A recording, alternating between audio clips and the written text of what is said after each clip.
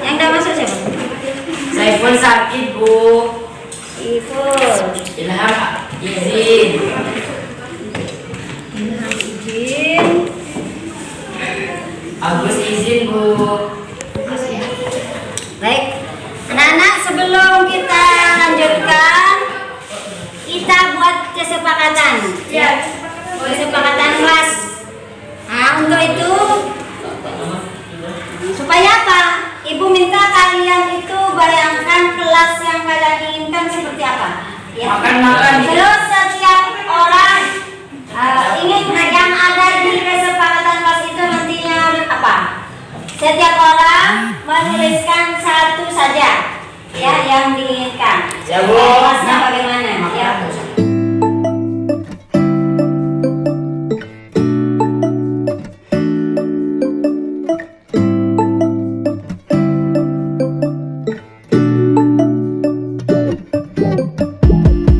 When I wake up, I feel cozy, yeah. Can you hold up? Don't need no coffee yet. You've got no makeup. How do you look so fine? Bust up, bust up. How did I make you mine? Stay a minute, another minute. Hold on a second, I love this moment, yeah. Stay a minute, another minute. Hold on a second, I love this moment, yeah.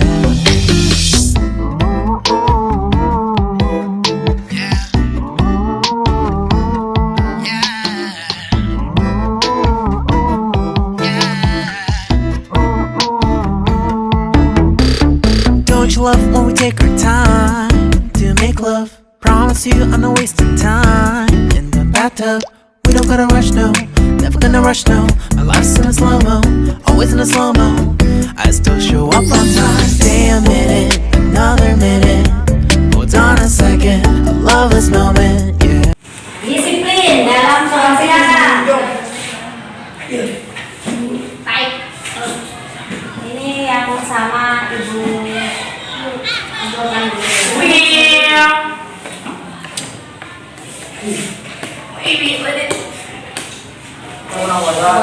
Bagaimana anak-anak? Apakah kesepakatan ini sudah kita setujui bersama? Setuju. Setuju ya? Ayo setuju, nanti kita buat poster ya. Ini dibuat poster. Siapa yang pintar gambar? Baik. Baik, Bu. Ibu baik, Bu. Dan Bu kalian. Baiklah, terima kasih anak-anak. Mari kita mulai pelajarannya. Ya, Bu.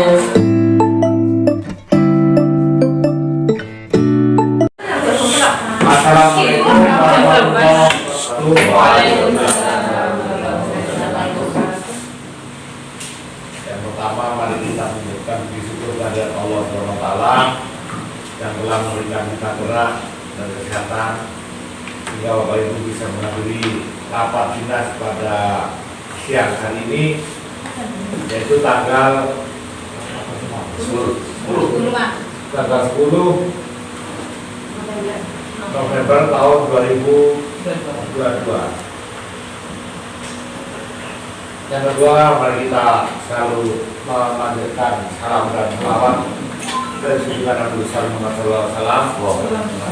Mudah-mudahan beliau memberikan dampak positif pada kegiatan pada siang hari ini, terutama pada SMP Negeri 2 ini. Bapak Ibu yang kami hormati, untuk SMP Negeri 2 Jember ini pada bulan-bulan sekarang dan ke depan banyak kegiatan yang mana kegiatan tersebut walaupun di luar zaman kita tapi kita tetap melaksanakan. Adapun agenda rapat pada siang hari ini yang pertama adalah diseminasi budaya positif di sekolah. Yang kedua, bukan pembentukan panitia PAS dan persiapan kemah. Yang keempat, tidak lanjut rapat pendidikan yang akan disampaikan oleh Bu Sri nanti. Yang kelima adalah persiapan perayaan proyek progres pembelajaran Belajar sila. Belajar Bapak B5. Yang 6 adalah PKS. Mari Bapak Ibu sekalian, acara ini biar tambah hikmat, biar tambah barokah, dan nanti kita dapat manfaat dari Rasulullah. Mari kita buka pembukaan ini bersama-sama dengan ucapan basmalah. Bismillahirrahmanirrahim. Terima kasih. Baik Bapak Ibu sekalian, mari kita simak diseminasi budaya positif di sekolah oleh Ibu Susi. Untuk Ibu Susi dipersilakan. Terima kasih Pak Pendiri atas kesempatan yang diberikan. Saya sebagai TGP Angkatan 6 kelompok 16 akan mendiseminasikan budaya positif di UPT SMPN 2 Cileunyi. Sebelum menginjak pada budaya positif, saya akan membagikan ya sedikit tentang materi modul 1 yang sudah saya dapatkan selama 2 bulan ini, yaitu tentang filosofi Ki Hajar Dewantara, nilai-nilai guru penggerak, peran guru penggerak, visi guru penggerak, dan yang terakhir nanti adalah budaya positif. Filosofi Ki Hajar Dewantara. Jadi menurut Ki Hajar Dewantara, pendidikan itu adalah pendidikan yang menuntun, Bapak Ibu ya, yaitu pendidikan yang memberi tuntunan terhadap segala kodrat yang dimiliki anak agar dia mampu mencapai keselamatan dan kebahagiaan yang setinggi-tingginya, baik sebagai seorang manusia maupun sebagai anggota masyarakat. Jadi kita sebagai pendidik itu diharapkan untuk memunculkan atau seorang anak itu tidak kosongan, Bapak Ibu ya. Sebenarnya dia itu sudah memiliki kodratnya sendiri. Nah, karena itu tugas kita sebenarnya itu adalah menebalkan dari kodrat yang anak-anak itu miliki. Mereka itu sudah ada sebenarnya, kodratnya sudah ada dari Allah Subhanahu Wa Taala ya. Jadi kita hanya menebalkan. Dan seperti menurut Ki Hajar Dewantara itu kita seperti petani. Kalau misalnya kita menanam padi, jangan berharap kita itu mendapatkan tanaman jagung pada akhirnya. Jadi kita sebenarnya hanya menuntun anak-anak itu ke arah yang lebih baik, ke arah yang baik sehingga dia mencapai kebahagiaannya. Itu adalah filosofi Ki Hajar Dewantara. Itu yang saya dapatkan. Kemudian yang kedua, nilai-nilai guru penggerak, yaitu terdiri dari berpihak pada murid, mandiri, reflektif, kolaboratif, dan inovatif. Jadi kita sebagai guru, khususnya guru penggerak, itu diharapkan untuk memiliki nilai-nilai ini, Bapak Ibu. Tapi sebenarnya ini sudah ada di dalam diri kita semuanya. Berpihak pada murid, kita itu mengusahakan untuk pembelajaran itu selalu mengutamakan kebutuhan yang dimiliki oleh siswa. Apa yang mereka inginkan, apa yang mereka miliki. Kita itu hanya menggali potensi dari mereka. Kemudian mandiri. Jadi kita itu sebenarnya sudah memiliki keinginan sendiri untuk misalnya mengembangkan kompetensi kita. Kita sudah tahu potensi kita dan kita secara mandiri mampu melakukan pengembangan diri, seperti mengikuti diklat secara mandiri tanpa disuruh. Nah, itu diharapkan seperti itu. Kemudian reflektif. Jadi apabila kita memberikan pembelajaran kepada siswa, kita diharapkan untuk selalu memperbaiki, melihat apa kekurangan dari pembelajaran kita, apa kelebihannya. Nah, itu nanti kita kembangkan atau kita berikan perbaikan apabila memang masih belum memenuhi yang standar. Kemudian kolaboratif. Jadi diharapkan kita ini bekerja sama. Selama ini saya rasa kita sudah bekerja sama antar tim di dalam sekolah kita. Jadi kita harus bisa bekerja sama antar guru di dalam sekolah itu. Kemudian inovatif berarti kita tidak selalu mencari cara-cara baru untuk memberi pembelajaran kepada anak-anak didik kita sehingga pembelajaran itu akan menyenangkan bagi siswa kita. Itu yang diharapkan dari guru penggerak. Kemudian apa peran guru penggerak? Guru penggerak itu diharapkan berperan sebagai pemimpin pembelajaran. Kemudian coach bagi guru lain, pendorong kolaborasi dan mewujudkan kepemimpinan murid. Kemudian penggerak komunitas praktisi. Pemimpin pembelajaran berarti diharapkan guru penggerak itu dapat mengelola pembelajaran itu bagaimana supaya siswa atau pendidik para peserta didik itu dapat diberikan pelayanan pembelajaran. Kemudian coach bagi guru lain, mungkin ini adalah yang memberikan sharing kemampuan dalam pembelajaran. Misalnya ada kesulitan apa di dalam pembelajaran atau bagaimana kita bisa memberikan solusi lah. Gitu. Kemudian pendorong kolaborasi. Jadi kita diharapkan mendorong adanya kerjasama di antara para guru yang ada di sekolah. Motivator.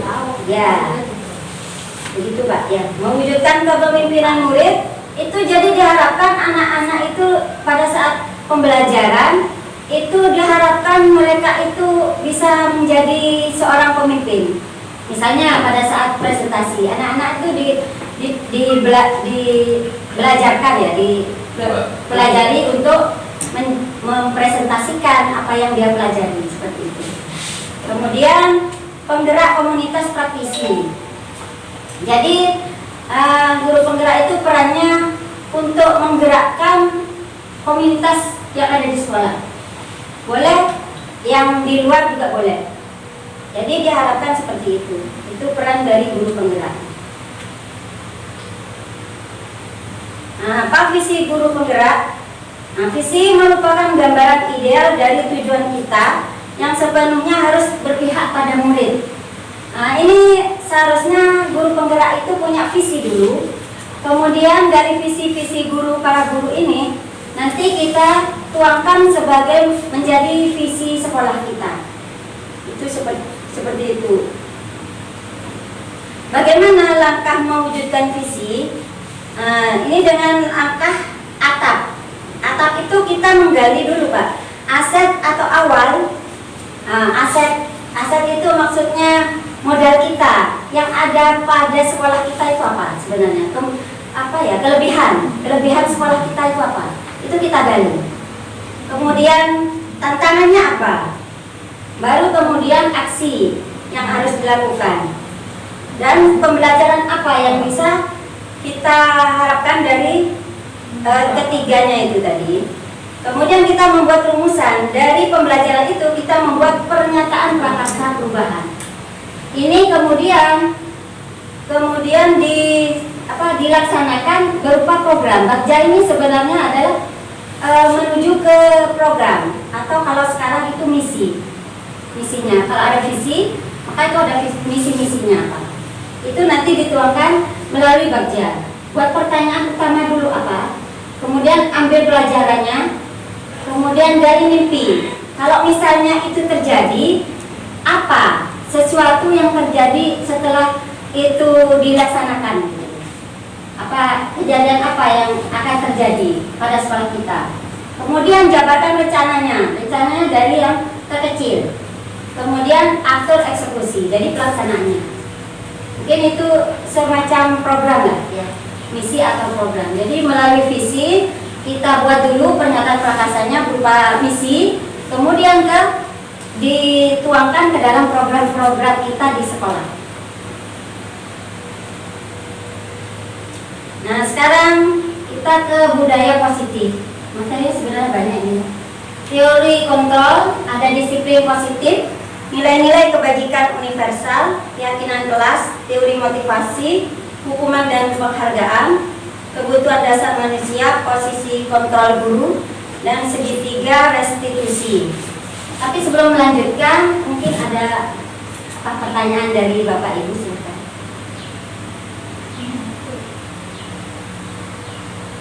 Kalau belum ada, kita lanjut dulu Bapak Ibu ya. Teori kontrol. Jadi menurut Dr. William Glasser, sesungguhnya seseorang itu tidak dapat mengontrol orang lain. Ya. Kita tidak dapat mengontrol orang lain, itu tidak bisa. Seorang guru sesungguhnya tidak dapat mengontrol murid. Guru mengontrol murid, murid itu hanya ilusi. Bentuk kontrol guru kepada murid itu misalnya bujukan, ya, hanya ilusi dalam mengontrol murid. Kritik dan membuat murid merasa bersalah, juga tidak akan menguatkan karakter. Semua itu hanya ilusi saja. Yang bisa mengontrol murid adalah murid itu sendiri. Kata William Glasser. Ya, nah, dirinya sendiri.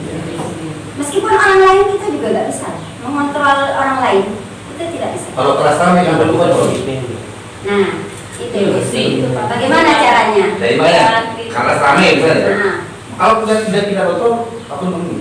iya.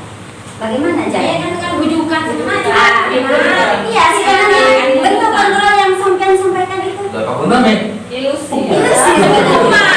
Hukuman Pak. Hukuman. Nanti kita bahas ke sana. Untuk sementara. Iya. Kadang ini. Ayu. Orang Melayu, seneng deh. Iya. Sudah Oh, kali. iya. Bentuk kontrol kita terhadap siswa sebenarnya. Tapi itu sebenarnya juga ilusi. Ya. Anak sendiri ada kan yang mengontrol dirinya 1, 2, 3, sendiri. 4. Ada kesadaran dari diri. Adanya kesadaran nantinya itu. Tapi sulit. Iya. Asal ada pukul itu. Makanya Pak, itu untuk menghindar hal seperti itu, kita harus mengenal apa itu disiplin positif. Nah, disiplin positif itu disiplin diri yang membuat seseorang menggali potensi dirinya menuju suatu tujuan yang didorong oleh motivasi dalam diri sendiri, sehingga mereka dapat mengontrol perilakunya sendiri sesuai dengan nilai-nilai kebajikan universal. Jadi sebenarnya di dalam lingkungan kita itu ada yang namanya kebajikan universal yang diterima oleh hati nurani. Nah, sebenarnya itu berasal dari hati nurani. Untuk embun-embun kelahiran. Ini salah satunya ya. Profil pelajar Pancasila itu sebenarnya adalah kebajikan universal. Seperti beriman, bertakwa kepada Tuhan Yang Maha Esa, berakhlak mulia, mandiri, berperilaku kritis, berkebinekaan global, bergotong royong, kreatif. Nah, seperti ini toleransi, rasa hormat, integritas, dan sebagainya. Itu adalah kebajikan. Sebenarnya kita punya, semua anak punya. Ada di dalam dirinya, ada di dalam nalurinya. Itu.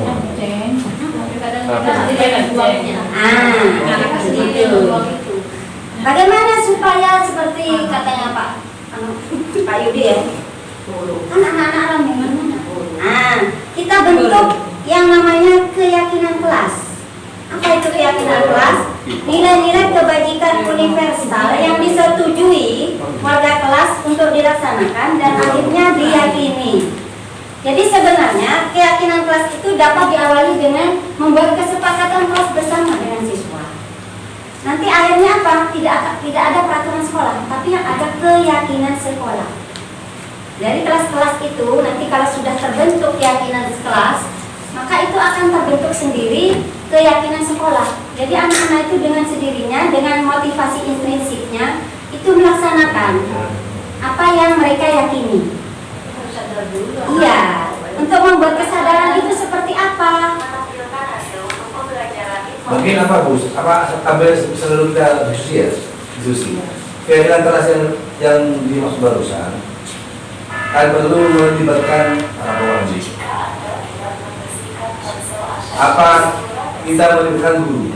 guru ya. Misalnya ada kesepakatan kelas.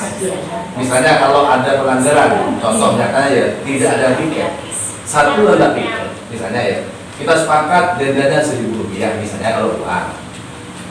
Iya. Apakah itu termasuk salah satu usaha untuk kegiatan kelas itu? Iya. Langkah untuk menuju kegiatan kelas itu. Bisa jadi. Yang penting itu Itu kesepakatan sudah di kelas. Iya, maksudnya itu kesepakatan antara siswa dengan wali kelasnya. Iya. Wali kelasnya atau wali kelasnya? Iya. Atau guru mapelnya. Iya. Mapelnya bahasa Inggris misalnya. Gimana bahasa Inggris? Misalnya ada yang tidak bawa buku. Kesepakatannya apa? Nah, Artinya kesepakatan apa seperti itu? Iya, bisa jadi. Oh, lanjut. Contohnya teori motivasi. Jadi kita menuju ke motivasi. Menurut Diane Gosson, motivasi perilaku manusia itu terbagi 3, yaitu menghindari ketidaknyamanan atau hukuman yang merupakan tingkat paling rendah. Jadi motivasi ini hanya yang paling rendah ini. Anak-anak patuh jika karena untuk menghindari hukuman itu saja.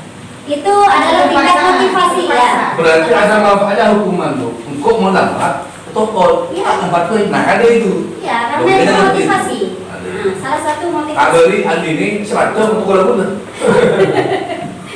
Takutnya kalau ini payu dikit. Oke. Beda namanya apa? Tokol. Ah. Iya. Faktor itu mbak. Itu kan salah satu mengontrol sebenarnya kan. Kontrol. Tapi itu ilusi, Pak.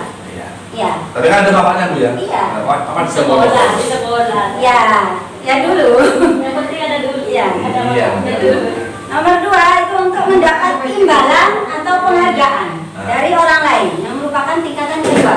Misalnya yang bisa menjawab, saya berikan uang hadiah. Itu saya bilang itu. Kalau ada hadiah, kita mau melakukan kan seperti itu. Tapi kan paling tidak mereka bangga. Saya coba yang ternyata Ilham sama Akbar Bu saya kasih kebetulan dari apa main sakit baru. Oh mereka gini, rajin Bu, asli.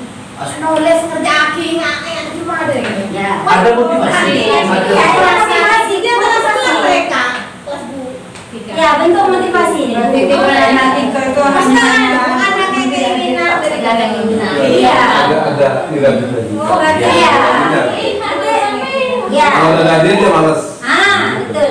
Itu sisi. Wah, banyak ya kan Iya. saya kayak jatuh, karena nyanyi. Ya, tapi jangan saya pernah dikritik oleh dulu ada perawat yang di sini. Saya cerita, Pak, saya itu berusaha memberikan membangun semangat anak itu dengan cara memberikan hadiah uang kepada siswa yang bisa menjawab. Dan apa sekali kali, tapi jangan berusaha itu sehingga tidak ada ketergantungan dengan.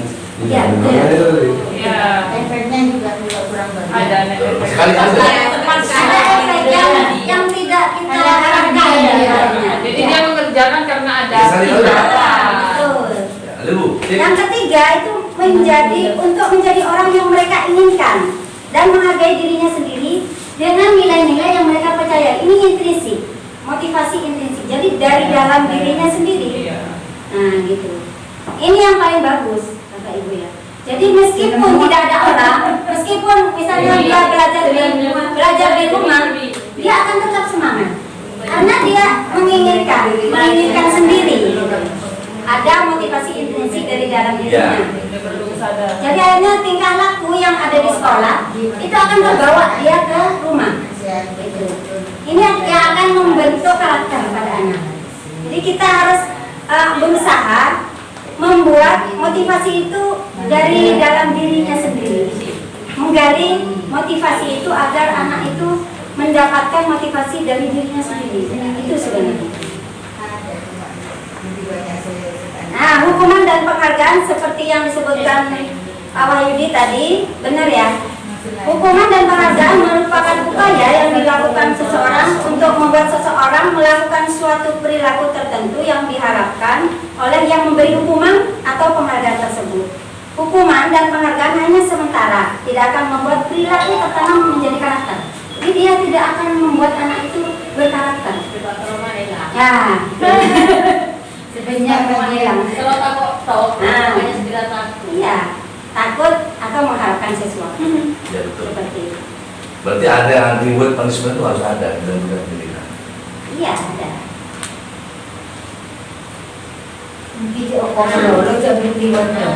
Iya, karena apa? Anak-anak itu punya kebutuhan dasar. Apa kebutuhan dasarnya? Itu ada kebutuhan bertahan hidup. Ada sandang, ada pangan, ada papan. Seperti yang tadi kan ada yang usul makan bu. Ini ada apa anak-anak itu? Apakah kebutuhan makan di rumah Nggak belum cukup? sarapan. Nggak sarapan itu. Mereka Sebenarnya. sendiri kan yang nggak tahu sarapan. Iya, itu kan kebutuhan dasar ini sebenarnya anak-anak itu. Kadang Makan nggak minum itu disediakan berarti sama dia orang tua. butuh kebutuhan dasar dan itu perlu kita penuhi sebenarnya. Mereka sendiri kan bilang Kita berusaha memenuhi Memang ini saja. Saya ada kebutuhan Bukan ada ini. Juga tambahan konsultasi yang kedua. Enggak, ini silakan. Iya nanti kita kesepakatan apa menjaga kebersihan kelas ini bisa jadi pak. Kesepakatan itu Usul bu. Ini mungkin nanti di forum lain aja nanti ya. Iya. Kita sementara fokus ke materi ini yang diharapkan apa. Nah, untuk kita bahas lagi. Oke? kelamaan di sini nanti. Lanjut. lama nanti ya.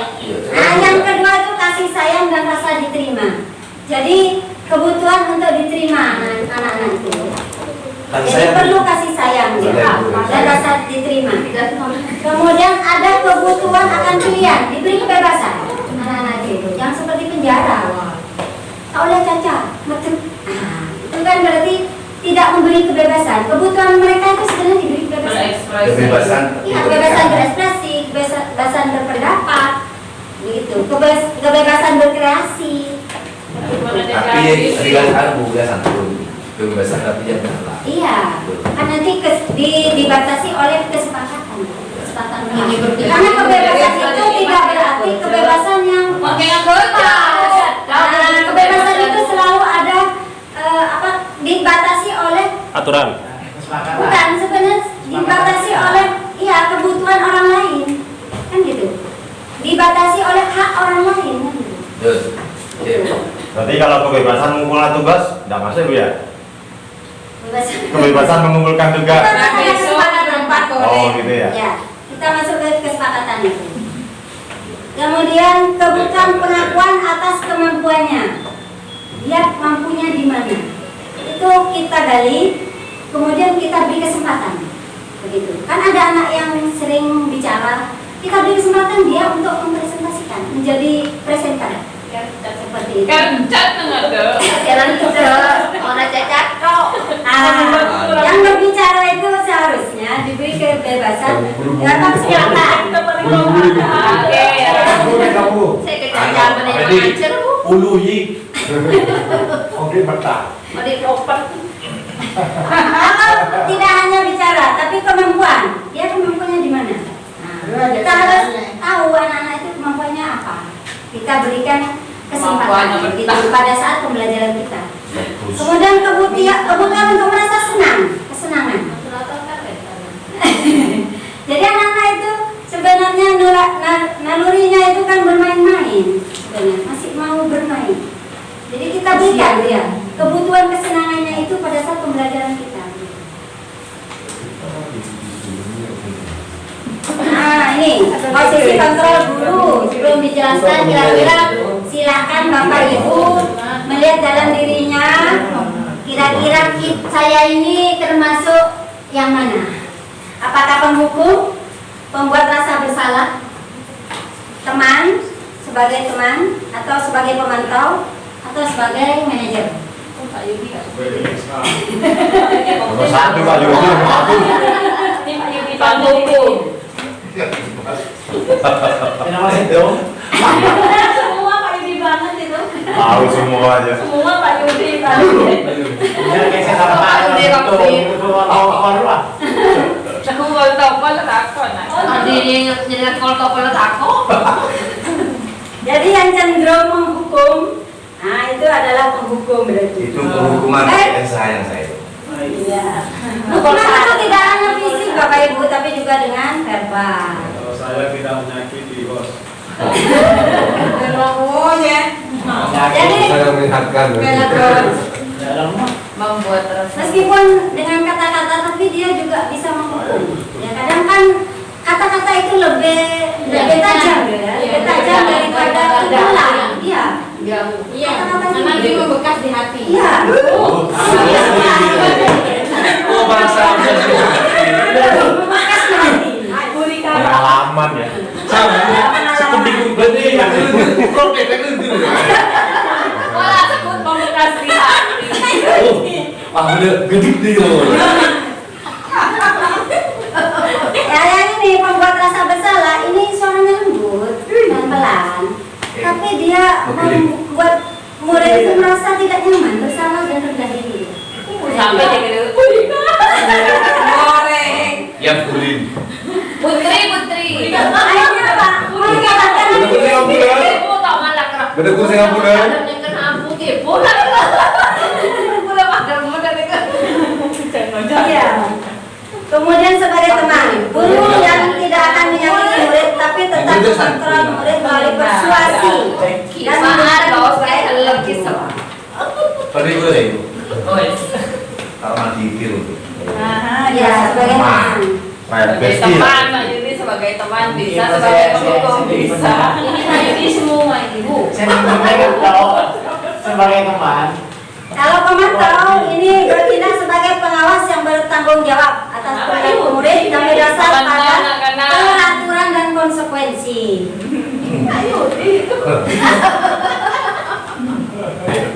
Konsekuensinya apa? Kalau melakukan pelanggaran masuk gitu. Soalnya saya gede. Ya, konsekuensi yang bersih. Manajer. Nah, Bapak Ibu, kita itu diusahakan untuk sebagai manajer sebenarnya. Posisi ini adalah yang paling ideal ya. Posisi di mana guru berbuat sesuatu bersama dengan murid, mempersilahkan murid mempertanggungjawabkan perilakunya, mendukung murid agar dapat menemukan solusi atas permasalahannya sendiri. Misalnya terlambat. Nah, kita itu jangan mengejudge. Kamu terlambat. Jadi konsekuensinya kamu begini. Tidak, bukan dari kita. Kita harus memberikan, ini ada, setelah ini manajer itu ada langkah yang namanya segitiga restitusi. Jadi kita untuk sebagai manajer, maka kita akan melakukan seperti ini. Pertama itu adalah menstabilkan identitas. Nah, setiap orang pasti pernah melakukan kesalahan. Nah, itu. Kamu bukan satu-satunya yang pernah melakukan hal ini. Jadi kita stabilkan identitasnya dulu, jangan sampai dia merasa bersalah, merasa merendah diri. Dia boleh melakukan kesalahan, boleh. Kemudian validasi tindakan yang salah, apa kesalahan dia? Itu dia sendiri yang mengetahui. Ya Bu, saya begini, terlambat karena ini. Nah, seperti itu. Itu validasi kesalahan. Jadi dia dari dirinya sendiri merasa bahwa dia sudah membuat kesalahan. Akhirnya dia mengakui bahwa dia itu bersalah. Iya, mengakui. Kemudian yang ketiga itu akhirnya menanyakan keyakinan. Keyakinan kelas apa yang telah kita sepakati? Nah, apa yang dari pelanggaran itu sebenarnya keyakinan apa yang telah dia langgar gitu loh? Yang di luar dari keyakinan itu yang telah dilakukan itu apa? Kamu ingin menjadi orang seperti apa? Nah, akhirnya dari sini kita menggali. Jadi bagaimana solusinya untuk mengatasi supaya kamu tidak terlambat? Jadi solusinya, iya Bu, saya harus bangunnya, tidurnya itu nggak boleh sampai jam 10, jam 8 atau jam 9 sudah tidur, supaya tidak terlambat bangun. Bangunnya itu sebelum subuh. Jadi itu. Jadi anak-anak sendiri yang bicara dari dirinya sendiri. Solusi itu keluar dari dirinya sendiri. Ya, Kalau kamu tetap bangun terlambat bagaimana? Coba. 40. Popo. Nah, itu tindak lanjutnya ke BK. Nanti pemanggilan orang tua. Sebelum apa namanya? Artinya dia difasilitasi lah bagaimana kelanjutan. Iya. Risiko. Kita Iya. Setelah dia diharapkan itu tidak ada hukuman sebenarnya. Tapi tetapi apa ya, tidak ada konsekuensi, tetapi dia sadar dari dalam dirinya sendiri, itu yang diharapkan. Gitu. Oh ya Bu, mumpung ingat ini pesan Ustaz.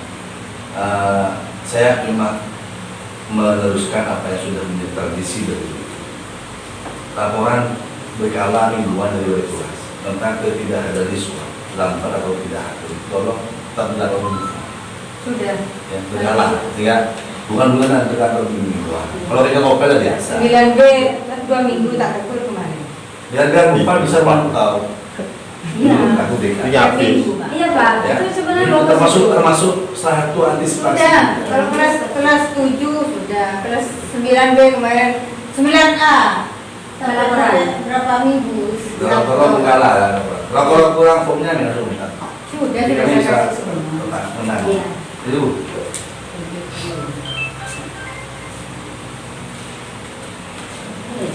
Ada. Udah. Udah. Terima kasih Bapak Ibu atas perhatiannya. Sebelum saya akhiri, silakan jika ada pertanyaan dari Bapak Ibu. Ya, saya Bu mau tanya. Ini kan topiknya masalah budaya positif. Ya. Yang dimaksud dengan budaya positif ini sasarannya apakah hanya siswa atau kita semua warga sekolah atau semuanya? Kayak tadi penjelasannya cuma siswa saja. Apakah hanya siswa yang menjadi sasaran kita bentuk budaya positif itu atau seluruh warga sekolah yang ada di sekolah SMP 2 ini? Terima kasih. Nah, terima kasih Pak Soleh atas pertanyaannya. Ini pertanyaan yang bagus Bapak Ibu ya. Budaya positif itu adalah kebiasaan-kebiasaan yang baik yang harus ada di lingkungan sekolah. Jadi semuanya warga sekolah harusnya gitu. Warga sekolah itu memberikan menampilkan budaya positif itu. Misal nih contoh, kita melarang siswa untuk terlambat. Ya kita sendiri lah. Kita kan guru itu adalah digugu dan ditiru. Bukan kalau hari Minggu dulu. Iya. Lah gimana? Anak-anak mesti begini. Lah, ibu sendiri terlambat. Mesti begitu. Setuju. Anak-anak Ya, kritis. dia bilang seperti itu. Anak-anak Setuju. itu selalu mengamati sebenarnya, mengamati kita, Ibu ya. Dan meniru. Benar meniru. Jadi kalau misalnya kita ingin budaya positif di sekolah kita, ya dari diri kita, termasuk iya guru-guru, TU, kepala sekolah semuanya. Itu harus. Ibu cerah di masa tua. Dari kata diprotes gitu.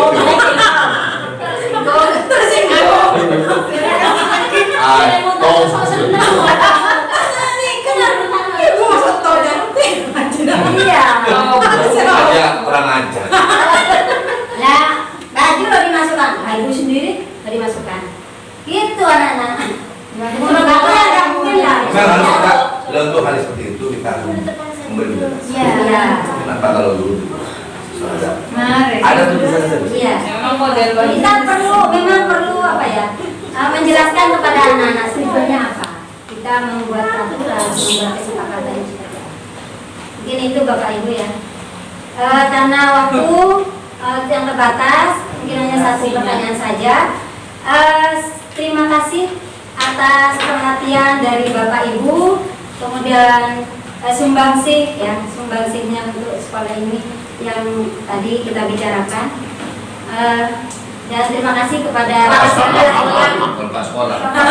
yang sudah memberi kesempatan dan jelas. kepada saya untuk mendesimasikan modul 1 ini. Kesalahan ya Pak, bila ada kesalahan dalam pengucapan kata atau yang lain-lain, saya pribadi mohon maaf yang sebesar-besarnya. Wassalamualaikum warahmatullahi wabarakatuh. Terima kasih atas pencapaian materi yang diberikan oleh Bu Lucy. Semoga diseminasi budaya positif di sekolah ini, di sekolah kita ini bisa